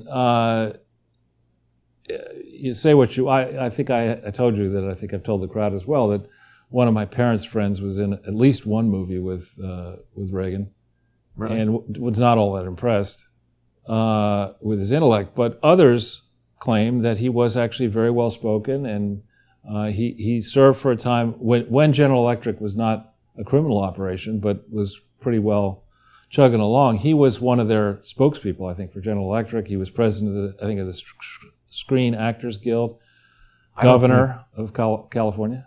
I will respectfully disagree with respect to the assertion that there was a time when General Electric was not a criminal operation. No, it was a solid company. Seriously. It might have been a solid company, but they were involved in the VX rocket transfer from Germany to the United States. It's all written about in The Hidden Nazi. Okay, but all right, Dean you got me there. But I'm more referring to the state of its finances. So by 1994, Nazi rockets are lucrative. Before that, I'm saying in the period in the 80s, like in 1981, when Jack Welch went in as CEO and the company was in trouble. He fired a whole bunch of people and streamlined the company. And from 81 to 94, GE's core businesses were sound. I can't speak to it. Oh, solid, you mean? Yeah. I was like, what were they doing with sound? No, they were GE stereo. But from 94 on, the geniuses, and I would talk about this before. I mean, in the finance world, the smartest people in finance are people who don't work for other people and don't have big organizations and realize that there are only so many good ideas at one moment in time. Don't try to follow 1,000 things at once. Pick those, whatever they are, 8 good ideas, 3 good ideas, 1 good idea. Get those right and get in, get out, and don't deal with all the management, feel-good meetings and going to conferences, whatever. Those are the people over centuries who have done extremely well. The next level down are people who say, you know what, I'm not that strong and I don't have much capital, so I want to go and associate somehow with somebody. So I'll be in an investment bank, I'll be in an investment fund. When industrial companies who are good at making turbines and you name it, decide that they can compete with the financial world, that's when you know they've lost their freaking minds. And every time that happens, disaster ensues. GE is a case in point. And there are other companies. I remember dealing with Caterpillar, Caterpillar Tractor. You know, they decided that, you know, they were all high and mighty, that they were going to take control of this private company that I was on the board of in Ohio. Now, you can't do a hostile takeover of a private company. There's just, especially one that has no debt. And where the family, just like, we're buying this. Worse, they decided, you know, to get into the good graces of this company, they would just show up on Wednesday before Thanksgiving in the hometown of this place, demand a meeting, and say that if you don't sell to us, we are going to destroy you. Which is when they hired me, and I explained to them. Who are they? The target? Ariel hired me before I went on the board, and I taught the Caterpillar a few lessons. That's not the way it's going to work, and they're still independent. But this is a company that, like GE, decided we're going to have Caterpillar finance. You know, we're going to make money, we'll lose money on selling the tractor or whatever. But then charge people for the loan, right? Yeah, and again, that's a strategy that Caterpillar is going to do okay now because Ukraine is busy blowing itself up and other places, and you need to rebuild the stuff that they're blowing up. And as eventually mining projects will continue, other things will continue, the company ekes along, but it's a very bad. Ford does the same thing. The car companies, you know, when your fundamental business is making a car or a vehicle, and you decide you're not going to make money on that, instead you'll make it on servicing the thing when it falls apart and financing the thing when the person can't afford it. That's a stupid business model. Well, they're doing it. I think that if you had thought of this, Charles, you could have told Caterpillar Tractor that their only hope to succeed is to create the robot load lifter from Aliens, which had Caterpillar Tractor printed on it in the movie. Oh, is that right? Yeah. Yeah. I've been wrong on the price, but I try to look at businesses and say, this is a business I'm comfortable investing in. And therefore, I don't care if I lose money in the short run, because over the long run, I'm going to make money. But this thing is defying gravity. Right. Well, it's trading now under a theory that there's going to be some deal because of the court stuff. And I don't think that's going to happen. We'll see. But that's, I think, why it's trading where it's trading. People don't want to bet against the idea of a deal at a lower price. I think Elon Musk has just countersued them, and as I sort of felt early, he just wants to reveal that they have a lot of bots and are liars. Now, wait a minute. What's this? Mark Cuban says he asked Elon Musk how many kids he was going to have, and Musk reported replied, Mars needs people. Ah, interesting. Very weird. Well, I mean, I don't know that you'd have to find quite a few baby mamas to... I don't think he has any difficulty. You know, $200 billion, you could fund a lot of baby mamas. I know, but what's the surface of inhabitable Mars? I don't. It's, you know. You haven't been there yet? It just seems like the kind of thing. I mean, if you were here 200 years ago in New York City, I saw that movie, Gangs of New York. Mm-hmm. You're living that movie. Well, I mean, in actual fact, when I left that movie, this is a tribute to Martin Scorsese's skill as a director. I felt sick. I felt so uneasy. I was like, my God, what a terrible existence it must have been to be in this crime and disease-laden environment. Sure. And that was with water and food and oxygen. So Mars is probably going to be pretty bad for a long time. Right. I don't think I'm going. I'm like Trump. We are going to Mars. Not me, somebody else. Well, on the point of what life was like as a child, and obviously this wasn't prevalent where I lived in the village, but on the weekends on Bleecker Street, there used to be, you know, a market. And some people would bring produce with horse-drawn carriages or donkey-drawn carriages or stuff like that. And it was not unusual around New York then to see horse crap everywhere. Wow. I mean, not because there were all sorts of horses in the city, but imagine what it was like pre-auto. Right. You know, people are everywhere. People are throwing their garbage out the window. You know, into disease the street. Everywhere. Cholera, other problems. So, yeah. Charles, I bet a lot of people watch us walking down the street and say nothing has changed. Exactly, Garbage everywhere. That's right. Exactly. Feces everywhere. Exactly. Disease. You actually have to be careful where you walk now. I know. You have to be looking down the street, but also looking at foot level. What about monkeypox? How's that doing?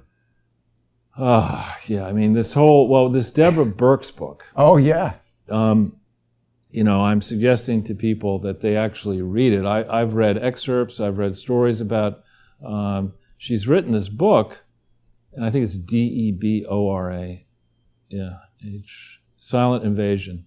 What the hell does that mean? And what I read in the book is that she's admitting that she lied us into lockdown. She is the silent invasion. Right.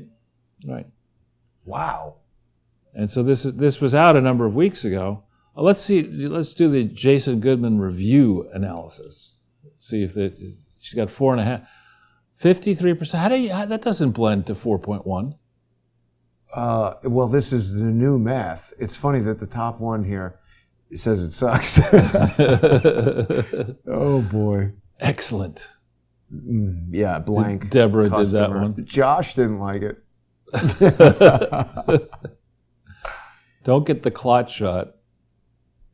Insightful, truthful, and courageous. Oh. Do you get a scarf for the book? I'm nauseated by... Deserves 6 stars. I refuse to purchase the psychopath's book. Cogent and compelling account, if you're dumb. I don't know. This Deborah Burke's lady. Well, we saw it at the time. Absolutely. And in fact, this should be like the stock market, you know, where there's a heavy bias on only buying, so-called long buying, that you buy in the expectation the price will go up, and you make it difficult to short. That is to say, to criticize the stock and let people profit if it's overvalued. You sell it without owning it, and then you buy it back when it goes down. That's how you make your profit. Similarly, with this kind of stuff, the mainstream media, the deep state, had a mission. They wanted to stop Trump. This was a way to do it. They whipped everybody into hysteria. And now we're seeing, actually, you couldn't have this type of criticism 2 years ago if this book had come out, right? You would be stopped everywhere. Amazon wouldn't let... She says things in the book that if we said it right now, we'd be kicked off of YouTube. Right, exactly. She admits it, right? She I know. Absolutely admits it. And she says things in the book that already got channels of mine kicked off of YouTube. Right. And so this is just disgraceful. She's a disgrace. And, you know, we've got the Catherine Eban's Bottle of Lies book about how lies have been sold about the efficacy of generic medicine and other medicines fighting HIV and AIDS. The same team that whipped the world into hysteria over HIV and AIDS and then refused to put in place the safeguards that needed to be in place around the world to make the provision of these medicines actually potentially work, that same team that patted itself on the back is the very same group of people who fed us this hysteria on the most recent thing. And we're now starting to see, thankfully, we're starting to see bona fide peer-reviewed studies that call into serious question the wisdom of having rushed people into this in quotes, solution, which Deborah Burke's promoted. You know, and when she admits in the book that she basically lied constantly, when you talk to me about monkeypox, you know, listen, I hope it's not a real thing, but, you know. Well, I mean, they're pushing it like it is, Charles, because, you know, you and I saw that little stupid mental hygiene site, France 24, says New Yorkers queue up as monkeypox. Well, do you remember the stories way back when? I mean, I remember reading about them, how people who, for whatever reason, twisted reason, signed up for the idea of getting AIDS so they could continue. They could suffer with their partners. They Whoa. felt guilty if they didn't have AIDS, so they wanted to get AIDS. Who did that? Crazy people. I mean, there are crazy people, Jason, out there who make very bad choices and don't get the tattoo to go with it. Make better choices. Yeah. Wow. That's really something, Charles. Now, I feel like we had some other stuff queued up to discuss here. We did. We got that. We had the Danchenko subpoenas. Oh, yeah, right. What's going at that? Oh, well, of course, Ivana Trump has passed. Yeah. Melania doesn't look too happy in this picture. That's right. Yeah. And, of course, Ivanka, Eric, and Don Jr.'s mother. Sad day. Very sad day for them. Where are they? Well, it was at a church on like 60-something street, up by Central Park there. Manhattan Funeral. Ivana St. Trump. Vincent Ferrer Catholic Church. I wonder where that is. It's like right next to the park, like 69th and, I don't know, it's like up there. We've been right in front of it. Uh-huh. Yeah, I was going to go there at about 1 o'clock, try to see Trump, but it just didn't come together and also seems like not a good day to do that. Yeah, it's, let's leave them alone. Yeah, that's what I chose to do. Oh, wow, look, Secret Service. Are they deleting text messages or letting fake people into the funeral? They're idiots, the Secret Service. After this, they're probably going to go out and beat up people in a bar. And No, they don't beat up people, they only beat up hookers. Who let this child go to a funeral wearing sneakers? Well, he's 5, am I right? I mean, how old is this kid? Yeah, tuck in your shirt. It's a little tiny kid. My nannies would never let that happen. This looks like it's Eric's son, right? He's holding his hand. Yes, but it's not right. Well, I mean... 1076 must be Fifth Avenue, probably. That's not the church. That's the apartment building nearby. Yeah. Oh, I know where that is. That's the funeral chapel there on Madison. Where? Oh, there's Don Jr. there. Who is this? Is this Guilfoyle? No. No. Don't recognize that person. Is that Ron DeSantis? Like DeSantis? It is. Look at it. Why is he wearing striped pants? What the hell? It's like he's in a gangster movie. What is wrong with people? This might have just lost him the presidency, Charles. That's an odd outfit. Unless that's like the concierge from the Mark Hotel or something.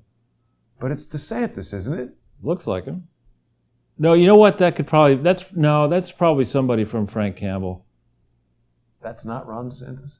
I as a guess, that's, an undertaker or somebody. Well, then the pants are okay. I guess they're driving in bulletproof cars. No. Pretty young for Ivana Trump. I mean, she was pretty out of the spotlight after she... No. I never saw her in the paper. She used to be every day on page 6 when she was married to Donald Trump. No, afterwards, she date some Italian guy, and she was in the news a fair amount. Who's that? I don't know. Junior at the home. There's Kimberly Guilfoyle, I think. Yeah. So they don't say who that guy is. Yeah, like this is the kind of stuff they used to always have in the New York Post in 1980 or whatever this was. And what's with the parrot? I get what's with the midget? That's what you remember in, was it Easy Money? Yeah. It's like, I get the parrot, but what's with the midget? I didn't realize they had a home in Greenwich. Oh, well, I didn't either, but you got to have a parrot, I guess, if you're going to do that. I mean, I don't know, Charles. You're probably closer to this understanding than me, but I guess if you're sitting around all day, like, what am I going to do with all these millions? I know. Let's get a parrot. Run out of things to buy. Yeah. Wild stuff. She had, full innings. And then somebody else had an article where, that's the funeral chapel, saying that something about the stairs in Ivana Yeah, Trump's. that she fell down the stairs. No, but it's like this elaborate winding thing that people were telling her this is too dangerous for a long time, apparently. I'm sure. And that's, I mean, you and I are not walking around, as far as I know, in high heels. And, you know, to your high, tottery high heels, probably the way she was going down the stairs. You're right. Yeah. So you got Tesla tomorrow, I think. What do you mean? What's happening Earnings tomorrow? tomorrow. Or today, actually, after the bell. Q2 earnings preview. Eyes are on China. So what do we know about that? How's the We Tesla? don't need to speculate. I mean, actually, it's probably reported already. If you, Won't we see in the price? It's up a little bit. It's up. 5:30. It's going to be. We don't yet know. Yeah, because it opened at 7:40. It was higher than this on open. Why does it say it's up? Or maybe that was after hours, 7:52. I don't understand how any of this works, Charles. But we At don't 4 need to... o'clock, it closed at 4:30, but after hours, it's closed. It's like it's closed, but it's not closed. Then it opened, but it was already trading. So the price is this, but it's actually this. Anyway. By the way, Mr. Goodman, your account lost money. That's how it works. I'm pretty sure. No, but go back to zero hedge though, because we had this yet another. Yeah, this Dutch situation. Oh yeah. This is spread beyond Holland now to farmers around Germany. the world, and well, not just Germany, in France, in Italy, in Spain. Apparently, there are now riots in Panama.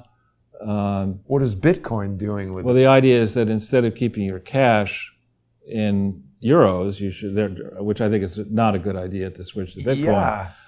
But when farmers are told that, look, or let's say, you know, the management of this building says to you, Jason, look, you know, you paid for this apartment, but our solution for you is Get the hell out. Is like, you don't need that kitchen. Yeah, you're not allowed to use the gym anymore, for instance. Well, but your kitchen, it's, you know, it's contributing to climate change, so Yeah, don't use no that. food. No indoor use of a bathroom. You can't use the bathroom, right?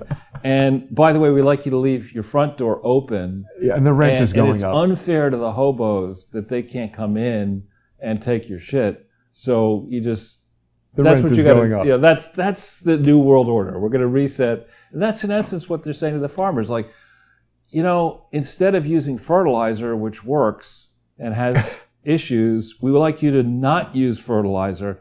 Seeds, we're not so good on seeds. You really don't need those to farm anything. Forget about tractors. I mean, they use diesel. You can't do that. And, you know, that's how you're going to make a living. And these debts that you have, why don't you pay them off with your savings that you don't have? I mean, that's in essence what Klaus Anal Schwab and the World Economic Forum and this idiot Gutierrez or whatever his name is at the UN. That's, you know, the what is it? The Agenda 2030? Yeah. You know, they just signed an agreement today, Anal Schwab and Gutierrez, or however you pronounce his name, to advance the date for the implementation of 2030 forward. Who did Schwab and who? The head of the UN, Gutierrez or But why? What are they? Who are they? It's like you and I entering into a deal where I now own somebody else's stuff that you don't own. Exactly, it's absurd. I mean, this until somebody can give me an accurate weather forecast 1 week in advance for 52 weeks in a row, I don't want to hear about this shit about what's going to happen in 2030. I just don't want to hear about it. You know? This is the General Assembly of the UN giving you a memo. Just on their way to the Clinton Global Initiative, probably. But we can't zoom on this for some reason. Won't let me zoom in. We got to do it from here. That's weird. Transforming our world. Nobody asked. I didn't ask them. Right. It's like when they redecorated the lobby. They're like, "Hey, we're going to have you pay all this money." I'm like, "No, I don't want that." Well, too bad. Exactly. Yeah. Man, Charles. I mean, I've got an export agenda for the new world order. We take apart the UN brick by brick. Where do you want them sent? They don't have enough bricks in Somalia? We'll send them to Somalia. You know, remember when you were telling me, like, hey, you know, be a little bit less aggressive with these UN police? I was looking up the other day, what is the jurisdiction of the UN police? Because I take umbrage to some jackass who's not even American, who's not even a cop, who has a gun in New York City and thinks he can tell me what to do. Well, not on the UN property. Right. This was over on like 3rd Avenue. So what is their jurisdiction? I don't know. Well, it's more to the point. Let's say you get in an altercation. Well, he's got a gun. So in that case, his jurisdiction is you're shot. Colt 45, whatever.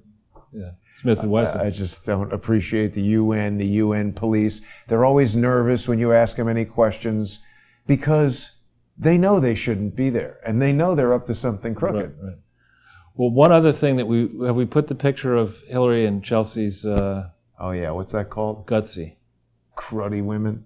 Nutsy.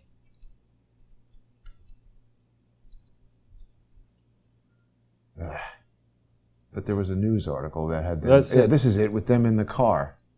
Yeah, that's it. USA Today and McPaper.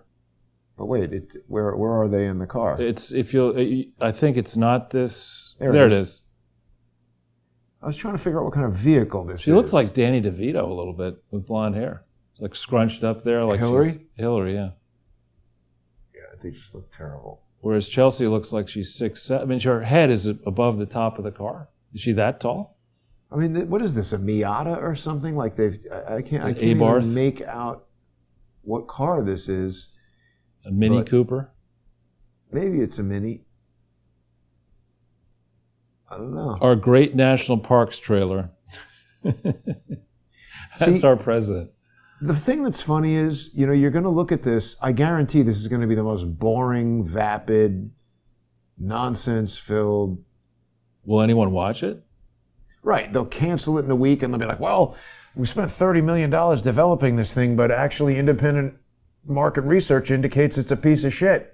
Yeah, or compared to a YouTube show of a cat with a bell on it and some whipped cream, I mean, it's not going to get any. There's a guy in Japan who has trained his golden retriever. He does all kinds of tricks on the dog where it's like playing with food. The dog is a genius. Like, cut a hot dog in half and the dog has to pick which side to eat. Somebody needs to do that, a pet balancing the U.S. budget, He'd do a better job than Biden. This dog knows which side of the hot dog to eat. That's right. It's better than Biden. Yeah. So where else have we got? There's always good stories here. Rantingly, yeah. Yeah, it doesn't come up automatically here. But also RT is giving us some important insight. What? Did Joe Biden just announce he has cancer in garbled climate change speech? What? Let's see what that has to say. White House responds. Do we have the speech here? Well, don't go through it that quickly. Here. I had so many people I grew up with have cancer. I and so many other people I grew up with have cancer. Oh. Huh. Well, that's quite interesting. So does he have cancer, or is this just another... They'll be like, he doesn't have cancer. He doesn't know what he's talking about. So walk it back. We'll circle back on that one. After hiding out at the White House for 3 days, Joe Biden on Wednesday traveled to Brandon Point in Massachusetts, where he'll talk about his Marxist climate change agenda.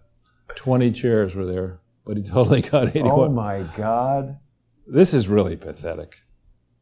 Right. What are they doing?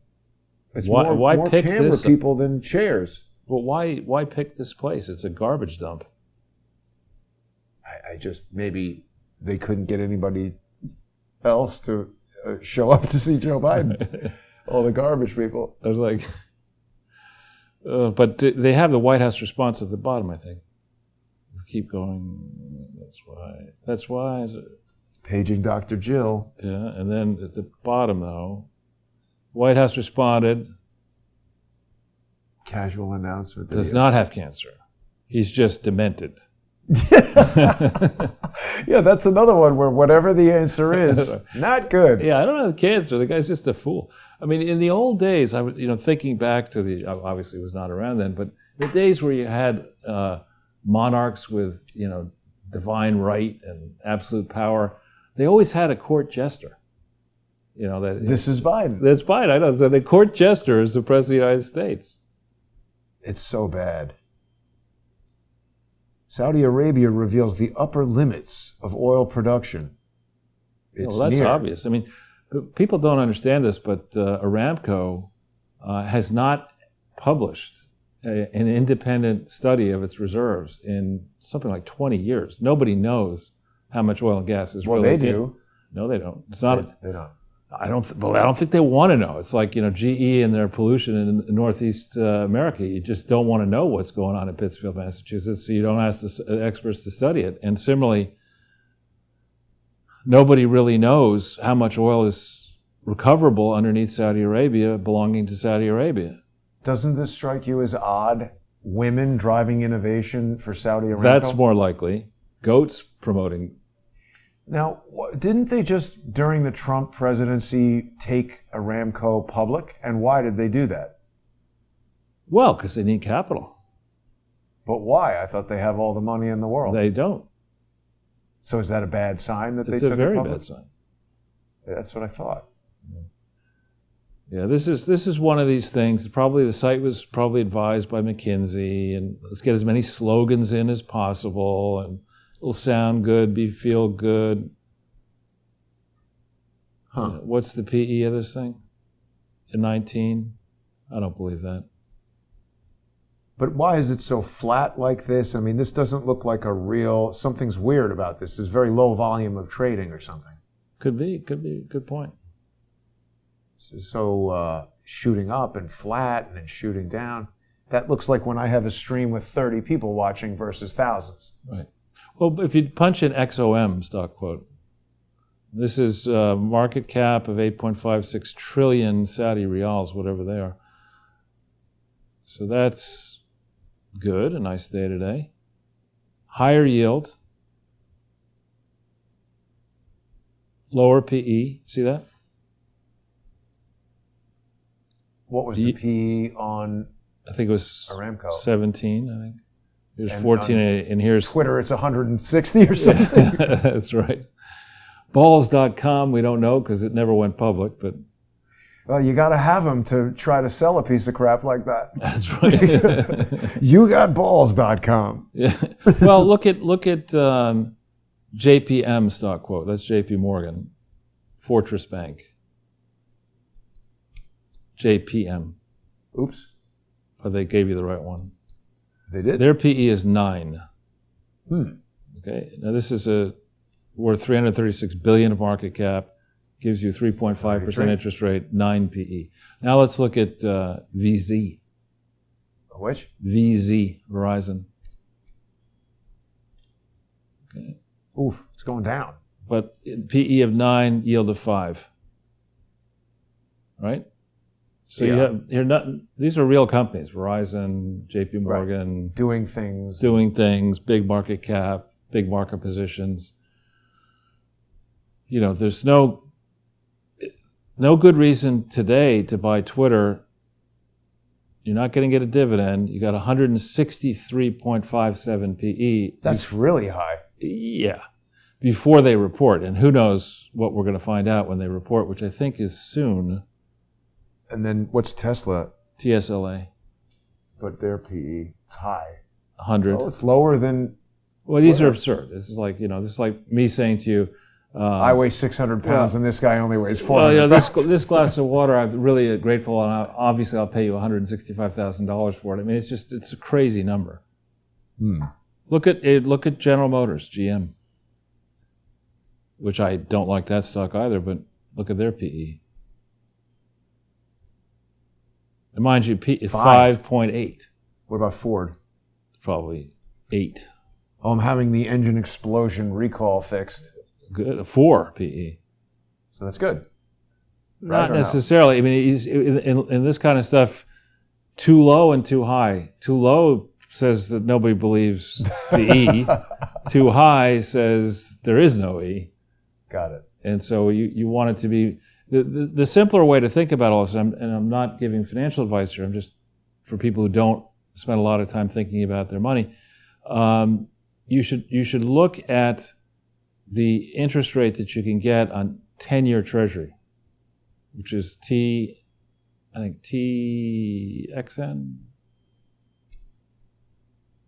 Or TNX, rather, TNX. How's Texas Instruments? Not good. The micro mirror array, Charles. TNX, not stock, to take out the word stock. Okay. Today, and then look further down the page. Treasury yield 10 years, this one here. Okay, this is Yahoo giving you, it's 3.03. So, yeah, 33.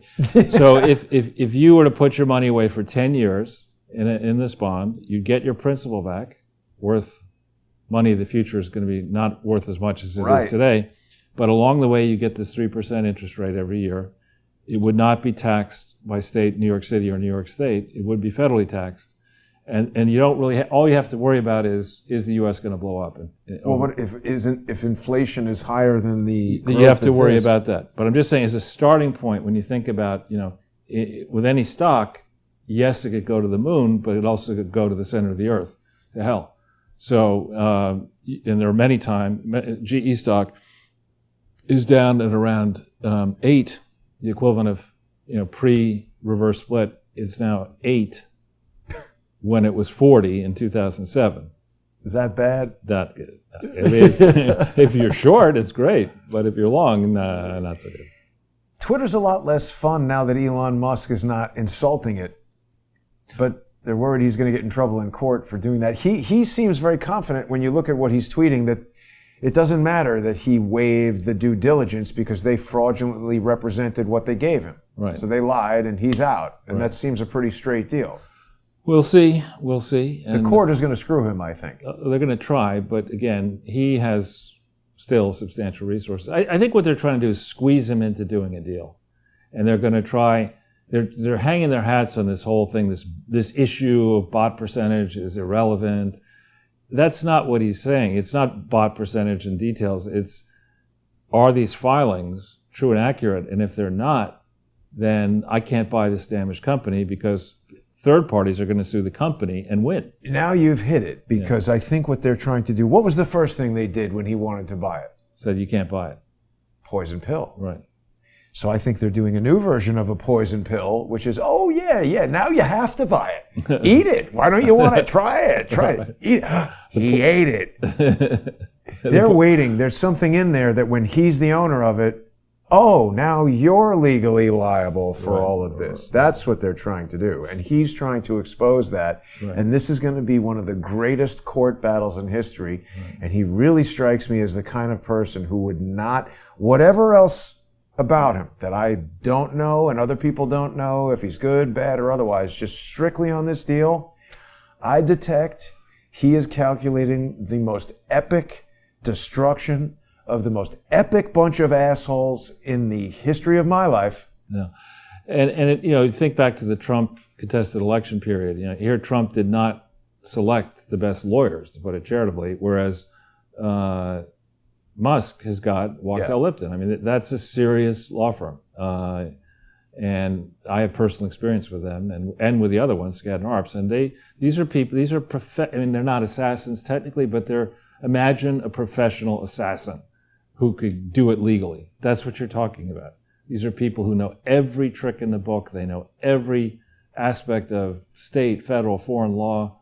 They are involved currently in every significant takeover battle or high-profile corporate business matter. And these are veterans. They know when arguments are bullshit, and they know how to. They're not charitable in victory. I mean, if they win, it's going to be ugly. Now, speaking about bullshit, here's this moron. Yeah. Former Overstock CEO who attended unhinged White House meeting with Sidney Powell testified to the January 6th committee for 8 hours. I mean, that's going to be 7 hours and 59 minutes of nonsense. Yeah. For the life of me, I don't understand how this dude is in the center of everything. And I just wish that Trump had been better prepared to win, in 2016. He did not do what he should have done to protect his fortune and to be as effective as possible. He should not have had allowed Jared Kushner to hire Jamie Gorelick. There are all sorts of mistakes. What did Jared Kushner hire Jamie Gorelick for? to get a top-level security clearance, you need to have a lawyer work with you on that, filling out. The forms are very lengthy, and you can't lie on them. And so instead of hiring somebody who you could trust, he had to sit down with an arch enemy. How did I not know this? Have you told me this before? Yeah, we've talked about this. How did I miss that? And she's Ivanka's lawyer? She's not just a Democrat. She's the mistress of destruction. This woman is all the way up the deep state ass. Right. On TWA, on 9/11. She's the person who was the deputy attorney general. I know. Under Clinton. She's the one who erected the wall between the FBI and the CIA. She was vice chairman. This is not him going to someone who's an enemy. This is more evidence that Jared Kushner is the enemy within. Yeah. Whoa. And Wilmer Hale, I mean, this is Mueller's a partner at this firm. How could Jared Kushner? How does Trump? Well, remember, you see, an exposure area for Jared Kushner. And today, how old is he today in 2022? Is he 40? Maybe. Let's look.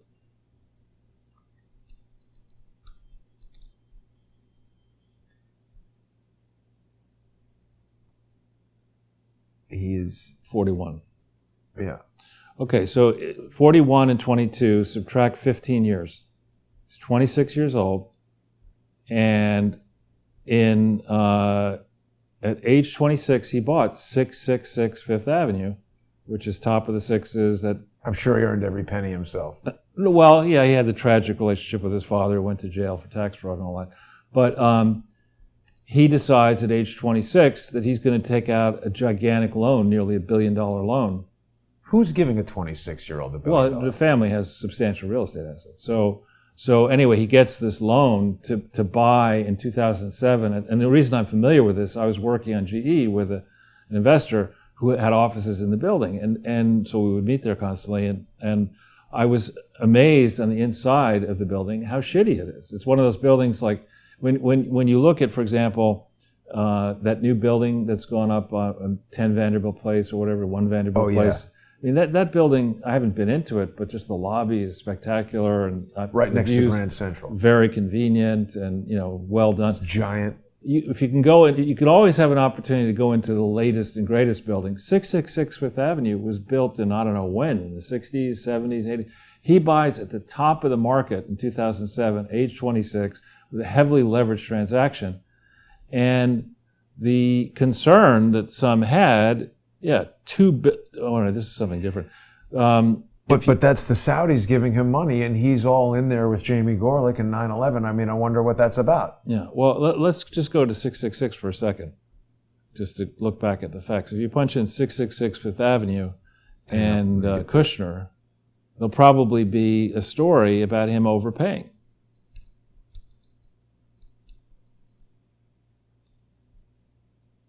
Yeah, here we go. On August 3rd. This one? Yeah. Let's see. Ryan Goodman. Qatar. Saudi guys. Yeah, see, in early 2007, they paid $1.8 billion for this building. This is but almost the exact top of the market. I would argue the top of the market was probably February, March 2007. But isn't it just an office building? What's so special about 666 Fifth Avenue? Again, it was in the days when I remember hearing the arguments. Because this is when I began to focus on GE. That in America after World War II, the value of real estate of the whole country has always gone up every year. It can never go down. Oh. Just like Bitcoin. Never will it go down. It's not going down, Charles. So here he buys this thing. They buy it for a gigantic number at the top of the market.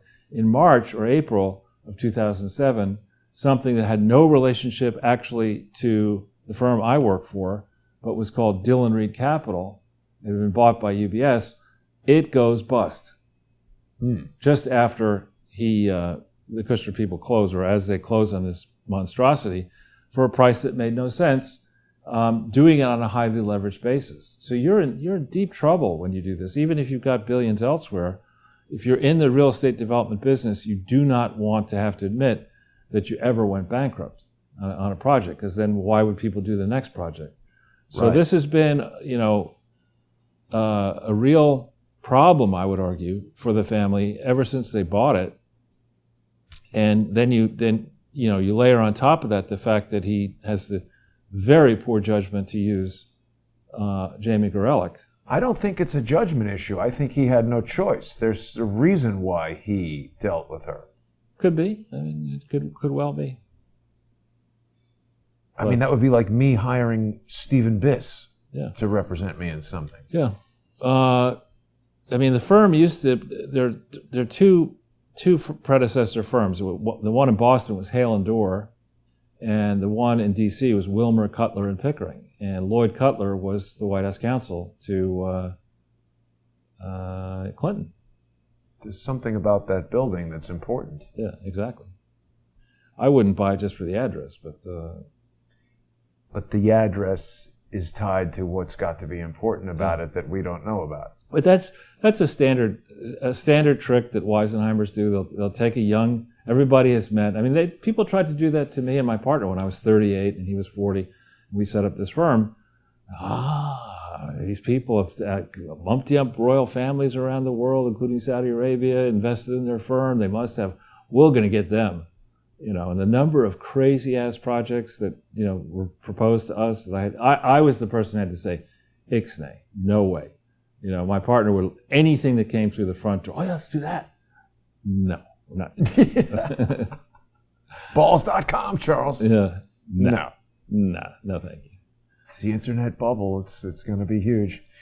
Well, we're just about 2 hours here. Was there anything else you wanted to talk about? It's nice to have the departure from walking around outside. I think we'll be back here on Sunday. Yeah, it's going to be raining or it's going to be 140 degrees or something. It's not as hot here as it is in San Antonio and Madrid and the UK. Apparently, London is on fire.